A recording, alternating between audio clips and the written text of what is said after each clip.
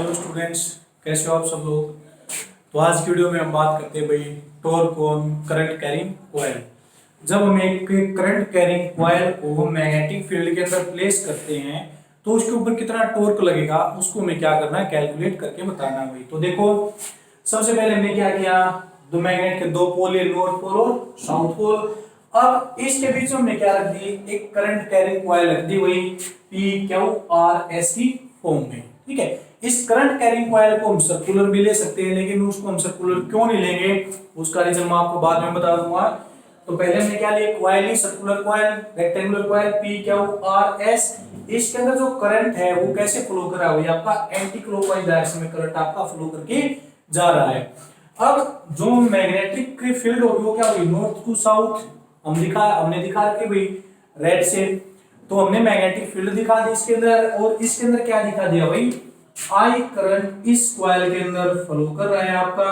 और इस कॉइल की जो लेंथ है यानी पी क्यू और आर और एस, लेंथ हमने एल के इक्वल मान ली, और जो इसकी ब्रेड्थ है पी एस और क्यू आर वो हमने किसके इक्वल मान ली, बी के इक्वल मान ली। और इसका एरिया हमने क्या मान लिया भाई, ए के इक्वल कंसीडर कर लिया।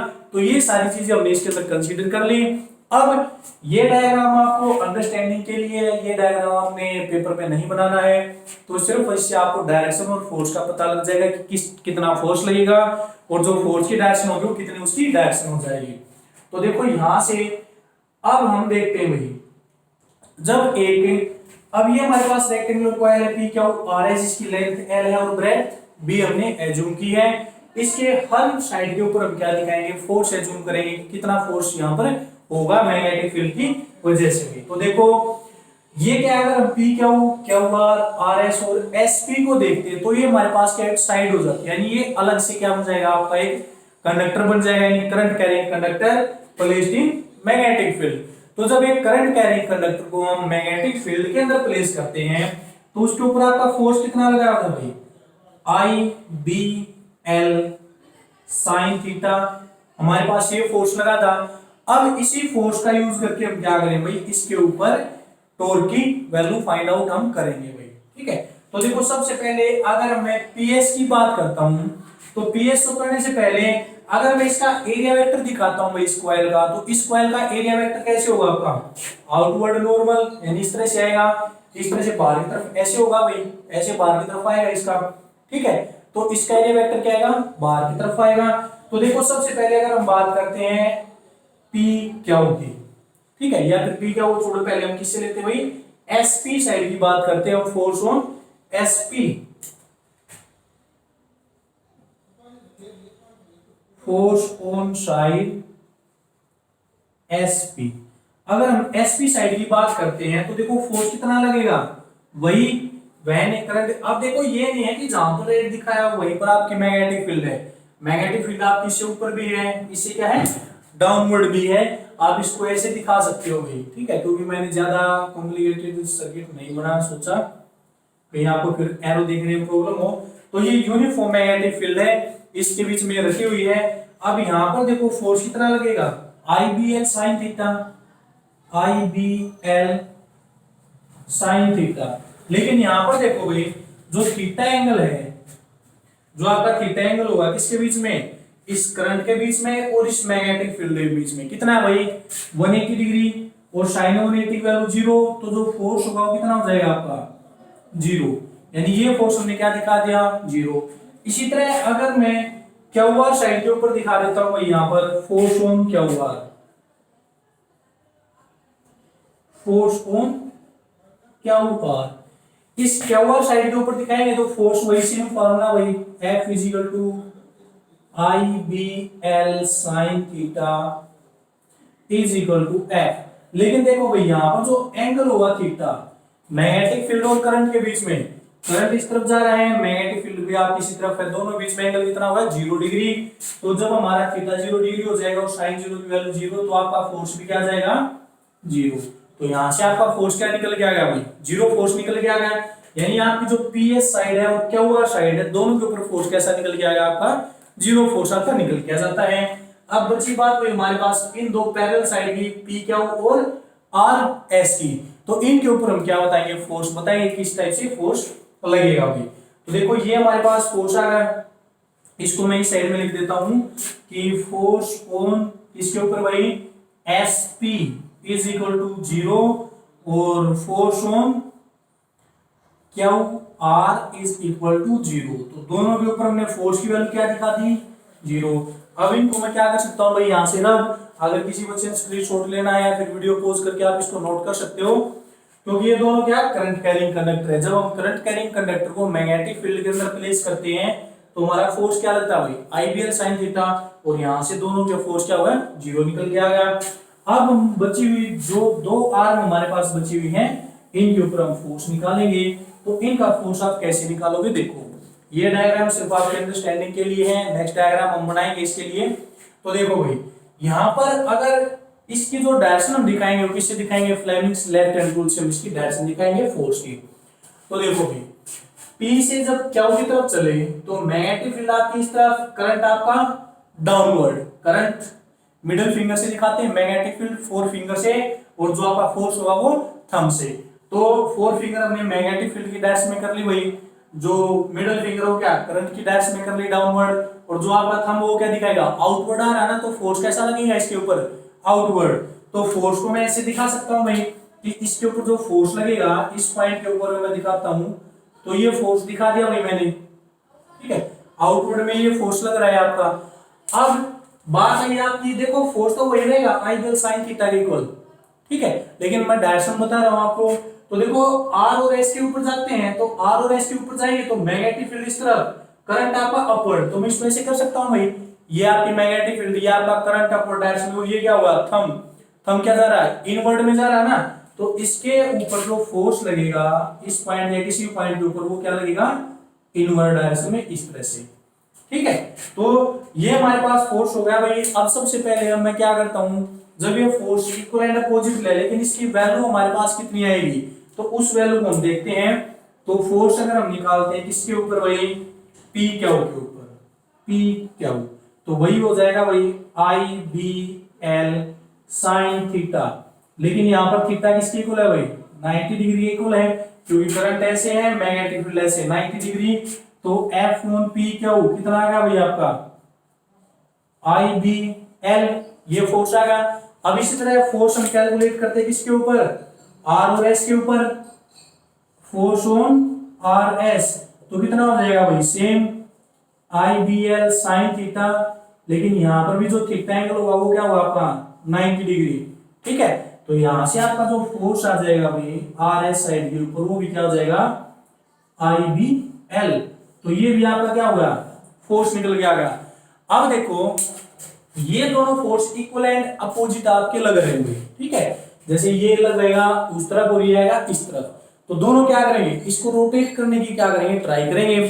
तो वो जो रोटेटिंग फोर्स लगेगा, अगर हम यहां से लीनियर फोर्स देखते हैं तो इस साइड के ऊपर 0, इस साइड के ऊपर 0, ये इस साइड में लग रहा है, ये आउटवर्ड लग रहा है, ये इनवर्ड लग रहा है भाई, ठीक है। तो यहां से अगर हम टोटल लीनियर फोर्स देखते हैं, तो लीनियर फोर्स का मतलब होता है वो एक स्ट्रेट लाइन में, यानी उसका मैग्नीट्यूड देखते हैं।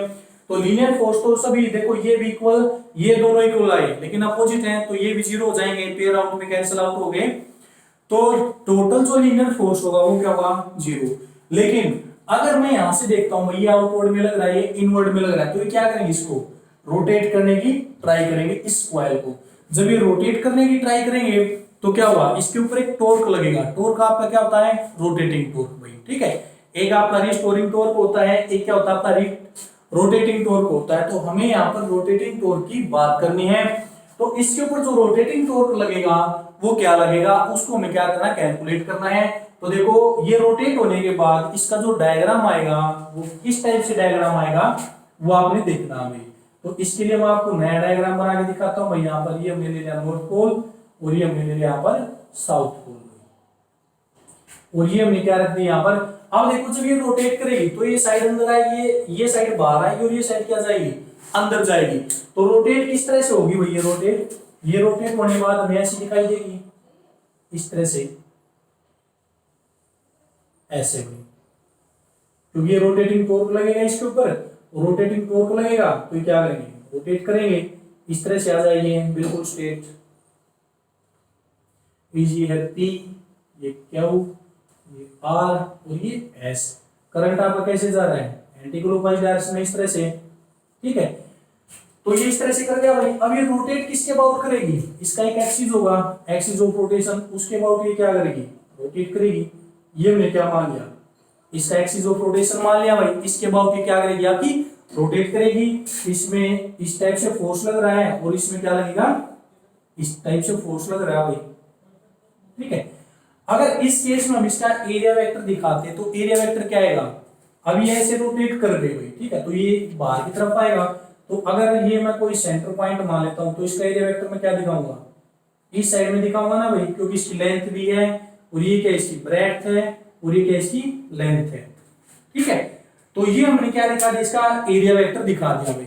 अब देखो ये रोटेटिंग टॉर्क लगेगा तो रोटेटिंग फोर्स आपके पास जो होता है वो हमारे पास क्या होगा, फोर्स इनटू परपेंडिकुलर डिस्टेंस। यानी अगर मैं इसके ऊपर टॉर्क निकालता हूं तो यानी रोटेटिंग इफेक्ट या रोटेटिंग फोर्स, वो आपका क्या होता है भाई, फोर्स इनटू परपेंडिकुलर डिस्टेंस। हमें यहाँ पर इसकी परपेंडिकुलर डिस्टेंस की क्या भाई जरूरत है। तो टॉर्क हम निकालेंगे, फोर्स तो हमारे पास आ गए दोनों, किन की वजह से रोटेटिंग इफेक्ट लगेगा, इस फोर्स यानी जो पी के ऊपर लग रहा है, जो आर एस के ऊपर लग रहा है, इस फोर्स और इस फोर्स की वजह से। यहां पर तो मिले ना भाई इनका मैग्नीट्यूड कितना, आई बी एल, ठीक है। अब जो परपेंडिकुलर डिस्टेंस होगी इन दोनों फोर्सेस की, वो हमें क्या करनी भाई, देखनी है कि इन दोनों की जो परपेंडिकुलर डिस्टेंस आएगी वो आपके पास कितनी आएगी। तो उस परपेंडिकुलर डिस्टेंस को हम क्या करेंगे, कैलकुलेट करेंगे। तो इस परपेंडिकुलर डिस्टेंस को करने के लिए हम क्या करते हैं भाई, एक अलग से और डायग्राम बनाते हैं हम। तो डायग्राम देखो, अगर मैं इस कॉइल को अपवर्ड से देखता हूं भाई, अपवर्ड से मुझे सिर्फ कौन सा पोर्शन दिखाई देगा, ये पीएस पोर्शन दिखाई देगा भाई, ठीक है। तो इस पीएस पोर्शन को दिखाई देगा, तो इस पीएस पोर्शन को मैं ऐसे निकाल सकता हूं अलग से, ये मेरे पास पी होगा, ये क्या होगा एस, और जो ये आपकी पीएस है ये क्या इसकी ब्रेड्थ है, और ब्रेड्थ हमने क्या मानी थी, बी के इक्वल मानी थी। तो ये साइड हमारे पास क्या होगी भाई, बी, यानी हमने इसकी ब्रेड्थ मान ली। अब देखो पी के ऊपर जो फोर्स लगा वो डाउनवर्ड में लग रहा है भाई, डाउनवर्ड में किस तरह से, ऐसे, ये फोर्स, और इसके ऊपर कैसे लग रहा है भाई, अपवर्ड में, इस तरह से फोर्स। तो ये क्या करेंगे, इसको रोटेट करने की कोशिश करेंगे। तो देखो हमें क्या चाहिए, इनकी परपेंडिकुलर डिस्टेंस। तो परपेंडिकुलर डिस्टेंस लेने के लिए हम क्या करेंगे भाई, इन दोनों की जब हम परपेंडिकुलर डिस्टेंस निकालेंगे तो या तो आप इसको अपवर्ड में बढ़ा लो या इसको डाउनवर्ड में कर लो, ठीक है। यानी एक फोर्स को हमें क्या करना पड़ेगा, एक्सटेंड करना पड़ेगा, और फिर हम दूसरे फोर्स से उसकी क्या लेंगे, परपेंडिकुलर डिस्टेंस लेंगे, ठीक है। तो इसके लिए हम क्या करेंगे भाई, अगर मैं इस फोर्स को ऐसे लीनियरली नीचे की तरफ क्या कर देता हूं, एक्सटेंड कर देता हूं भाई ऐसे, ठीक है। ये फोर्स मैंने नीचे की तरफ एक्सटेंड कर दिया, और इस पॉइंट P से अगर मैं इसके ऊपर एक परपेंडिकुलर ड्रॉ करता हूं, ये परपेंडिकुलर ड्रॉ कर दिया, और तो ये हमारे पास क्या होगी, इन दोनों फोर्सेस की परपेंडिकुलर डिस्टेंस होगी भी दोनों के बीच की। इस पॉइंट को हम कोई भी पॉइंट नाम दे देते भाई टी, हमने इस पॉइंट का नाम दे दिया भाई, ठीक है। अब देखो ये कॉइल ऐसे रोटेट कर रही है, तो इस पॉइंट के ऊपर दोनों फोर्सेस के बीच में जो आउटवर्ड ड्रॉ होगा वो क्या होगा, हमारा इस तरफ आएगा, ठीक है। तो यहां पर हम क्या बोल रहे हैं भाई, अगर मैं मान लेता हूं कि इन दोनों फोर्सेस के बीच में, ये जो फोर्सेस है इनके बीच में जो ये एंगल बन रहा है, हमने क्या मान लिया, थीटा एंगल हमने यहां पर एज्यूम कर लिया भाई, ठीक है, कि ये क्या बनेगा। अब देखो जो ये थीटा एंगल है ये हमारा किसके बीच में है, मैग्नेटिक फील्ड और इसका जो एरिया वेक्टर है उसके बीच में क्या बनेगा, ये आपका उसके बीच में आपका क्या बनेगा भाई, एंगल बनेगा थीटा आपका, ठीक है। यहाँ पर कोई डिस्प्लेसमेंट नहीं है, थीटा सिर्फ आपका एरिया वेक्टर और मैग्नेटिक फील्ड के बीच में क्या है, ये एंगल है भाई। तो देखो यहाँ पर हमने क्या मान लिया, थीटा एंगल मान लिया। थीटा एंगल कैसे, जब हम यहाँ पर मैग्नेटिक फील्ड के बीच में और ये एंगल आपका थीटा आता है भाई।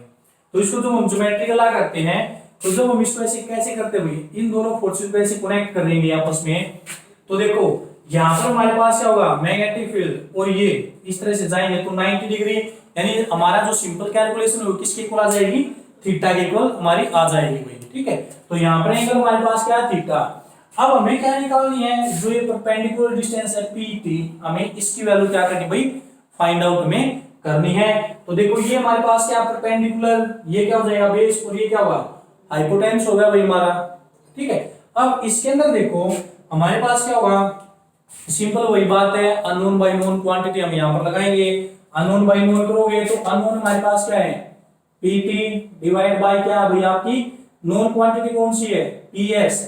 तो देखो पीटी हमारे पास क्या परपेंडिकुलर, और ये क्या भाई इसका हाइपोटेन्यूस दिखाई दे रहा हमें, क्योंकि यहां से देखेंगे तो ये एंगल क्या होगा आपका 90 डिग्री। ठीक है, तो देखो ये आपका परपेंडिकुलर, ये क्या हुआ हाइपोटेन्यूस, तो परपेंडिकुलर बाई हाइपोटेन्यूस आपका क्या बनता है भाई साइन थीटा। तो यहां से आपकी साइन थीटा। अब हमें क्या निकाला इस पीटी की वैल्यू, और पीएस हमारे पास क्या है ब्रेथ है, क्योंकि ये क्या हमारे पास ये साइड है ना भाई पीएस, ये क्या है ब्रेथ है। तो पीटी हम एज इट इज लिख देंगे, इज इक्वल टू क्या हो जाएगा पीएस साइन थीटा। तो यहां से हमारे पास पीटी की क्या वैल्यू निकल के आ जाएगी भाई बी साइन थीटा। तो ये हमारे पास क्या आ गई B sine theta, perpendicular distance निकल के आ गई। अब इस परपेंडिकुलर डिस्टेंस वैल्यू हम यहां पर पुट कर सकते हैं भाई। तो देखो टाउ हमारे पास जो रोटेटिंग टॉर्क निकल के आएगा वो कितना आ जाएगा फोर्स। फोर्स हमारे पास क्या है आईबीएल के इक्वल है, आई बी एल इनटू में परपेंडिकुलर डिस्टेंस आपकी क्या थी पीटी थी भाई, ये पीटी। अब हम यहाँ पर पीटी की वैल्यू पुट कर सकते हैं, ये हो जाएगा आई बी एल इनटू में पीटी की वैल्यू होगी भाई बी साइन थीटा। तो यहां से देखो टॉर्क या टाउ किसके इक्वल आ जाएगा लेंथ इनटू ब्रेड्थ आपका क्या होता है भाई एरिया। तो मैं इसको एरिया के इक्वल लिख सकता हूं। तो यहां पर हमारे पास आ जाएगा आई बी ए साइन थीटा। तो यहां पर मैं टॉर्क निकाल दिया भाई। अब इसको मैं यहां से रब कर देता हूं इस चीज को। अब देखो भाई नेक्स्ट हमारे पास क्या होगा, अगर आप साइन थीटा को हटाते हो तो आपके पास टॉर्क की क्या वैल्यू निकल के आएगी आई, और यहां पर हम क्या करें क्रॉस प्रोडक्ट करेंगे भाई। तो क्रॉस प्रोडक्ट करेंगे तो हमारे पास क्या होगा ए क्रॉस बी, ये हमारे पास आ गया। अब ये एक तो हमारे पास ये फॉर्मूला आ जाता है भाई टॉर्क का, लेकिन अगर हम करंट की टर्म में लिखते हैं, ये तो सिर्फ क्या थी एक नंबर ऑफ टर्न्स के लिए थी। अगर हमारे पास n नंबर ऑफ टर्न्स हो, यानी कि ये जो है इसको मैं n बार क्या करवा देता हूं भाई टर्न्स इसकी अवेलेबल करवा देता हूं। तो यहां पर for n number of turns, n number of turns, अगर आप n नंबर ऑफ टर्न्स के लिए देखोगे तो जो आपके पास टॉर्क आएगा वो आपका कितना आ जाएगा भाई तो देखो यहां से मैं क्या कर दूंगा, इसको ऐसे कर सकता हूं भाई, या फिर कैपिटल एन से कर दिया एन आई ए बी, क्या हो जाएगा भाई आपका साइन थीटा। यानी यहां पर मैंने एन नंबर एन से क्या कर दिया मल्टीप्लाई कर दिया इस इक्वेशन को। तो देखो यहां से जो आपका एन आई ए होता है ये आपका क्या होता है मैग्नेटिक डायपोल मूवमेंट आ जाती है आपकी करंट की टर्म में। जैसे आपने इलेक्ट्रिक फील्ड के अंदर पढ़ा था पी मैग्नेटिक डायपोल मूवमेंट। तो यहां से जो टाउ आएगा ये एन आई ए किसके इक्वल हो जाएगा भाई एम बी साइन थीटा। और एम बी साइन थीटा, अगर साइन थीटा को आप हटाते हो तो टॉर्क की क्या वैल्यू आ जाएगी भाई आपके पास एम क्रॉस बी। तो यहां से आपकी ये वैल्यू भी निकल के आ जाती है। तो आपने ध्यान रखना है कि आपने कौन सा फॉर्मूला निकालना है। अगर यहां से सिंपल करोगे आई बी ए की टर्म में तो आई इंटू ए क्रॉस बी साइन थीटा आपका हट जाएगा। अगर एन नंबर ऑफ टर्न्स के लिए दिखाओगे तो इसको क्या कर दो जो टॉर्क आया है उसको एन नंबर ऑफ टर्न से मल्टीप्लाई कर देते हैं हम N I A B sine theta. और जो एन आई ए होता है वो आपका क्या होता है भाई magnetic dipole movement M N के इक्वल और इनटू में बी साइन थीटा का हटाओगे तो क्या हो जाएगा एम क्रॉस बी। तो ये आपका क्या होता है भाई टॉर्क निकल के आ जाता है इस रेक्टेंगुलर कॉइल कैरिंग करंट को जब हम क्या करते हैं मैग्नेटिक फील्ड के अंदर प्लेस करते हैं। तो ये डायग्राम आपको अंडरस्टैंडिंग करवाने के लिए था। ये भी अगर बाय चांस आपको पेपर में डायग्राम बनाना पड़ता है तो आप क्या बनाओगे इन दोनों डायग्राम को आप बना सकते हो भाई, ठीक है। और वहां से आप परपेंडिकुलर डिस्टेंस निकाल के वहां से इसके ऊपर टॉर्क निकाल सकते हो। अब देखो इसका क्या आता है कुछ स्पेशल केसेस आते हैं कि उस स्पेशल केस में क्या होगा। तो इसको हम यहां से क्या कर देते हैं भाई रब कर देते हैं। तो देखो भाई सबसे पहले अगर हमारे पास जो कॉइल है वो क्या होगा मैग्नेटिक उसका जो प्लेन होगा ना उसके क्या होगा भाई पैरेलल होगा। फर्स्ट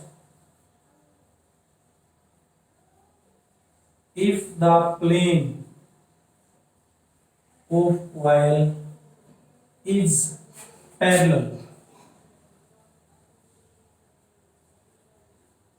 to B, अब देखो पैरेलल टू बी होने का क्या मतलब है, यहां से आपने ध्यान रखना है क्या होगा, हमारे पास फॉर्मूला है क्या भाई, एन आई बी ए साइन थीटा, हमारे पास ये फॉर्मूला है। देखो प्लेन ऑफ क्वायर पैरेलल होने का क्या मतलब है कि जो प्लेन है यहाँ पर ये इस फॉर्म के अंदर आ जाएगा कि ऐसे। अब जो हमारा थीटा एंगल बनता है भाई, मैंने आपको बताया था कि जो इसका एरिया वेक्टर है और जो मैग्नेटिक फील्ड है उसके बीच में ये बन रहा है।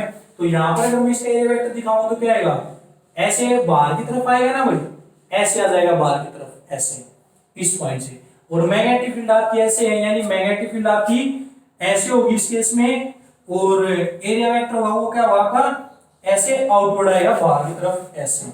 तो दोनों के बीच में एंगल कितना बना भाई, 90 डिग्री। तो यहाँ पर हमारे पास थीटा किसके इक्वल हो जाएगा, 90। तो टॉर्क इस केस में आपकी क्या हो जाएगी भाई, एन आई बी ए, यानी क्या हो जाएगी आपकी मैक्सिमम टॉर्क हो जाएगी भाई, ठीक है।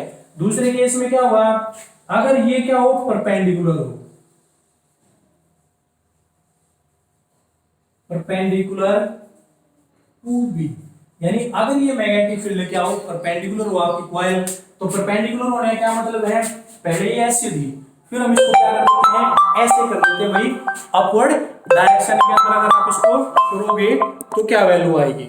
अगर आप इसको अपवर्ड डायरेक्शन में ऐसे करते हो, पहले ऐसे थी फिर आपने इसको ऐसे कर दिया तो ये क्या होगा, इसके परपेंडिकुलर। तो अब जो इसका एरिया वेक्टर होगा वो क्या होगा, ऐसे जाएगा भाई इससे निकल के, यानी एरिया वेक्टर क्या होता है, इसके प्लेन के परपेंडिकुलर, तो यहां से जाएगा ऐसे एरिया वेक्टर आपका, ठीक है। तो एरिया वेक्टर और मैग्नेटिक फील्ड भी आपकी इसी डायरेक्शन में, तो दोनों के बीच में एंगल कितना हो जाता है, 0 डिग्री। तो यहाँ पर थीटा किसके इक्वल हो जाएगा भाई, 0, और साइन थीटा 0, साइन 0 की वैल्यू क्या होती है, 0। तो जो आपका टॉर्क आएगा वो भी क्या जाएगा, 0, यानी कितना आ जाएगा, मिनिमम आपका टॉर्क आ जाएगा भाई इस केस में, ठीक है। तो ये हमारे पास क्या था भाई, फोर्स था on A current carrying coil placed in magnetic field. तो ये आपके लिए बहुत ही ज्यादा इंपॉर्टेंट होता है एग्जाम पॉइंट ऑफ व्यू से, तो आपको इसको अच्छे से करना है। सिर्फ आपके इसमें जो अंडरस्टैंडिंग की जो चीज है वो क्या है भाई, यहाँ पर डायरेक्शन और फोर्स को कैलकुलेट करना, और ये डायग्राम आपका ज्यादा इंपॉर्टेंट है, ये पेपर में आप बना के आना भैया अपने पेपर में, और इसके 2 स्पेशल केसेस। तो ये आपके पास क्या था भाई, current torque on A current carrying coil placed in magnetic field. तो आज हम इसी के बारे में डिस्कस करते हैं। जैसा भी आपको लेक्चर लगे आप मुझे लाइक कमेंट करके बता सकते हैं, और साथ साथ वीडियो को लाइक और शेयर करना ना भूले भाई, और साथ में जो नए बच्चे आते हैं वो सब्सक्राइब जरूर करें ताकि जो डेली की नोटिफिकेशन है वो आप तक आती रहे। तो आज की वीडियो में सिर्फ हम इसी के बारे में बात करते हैं भाई। Thank you.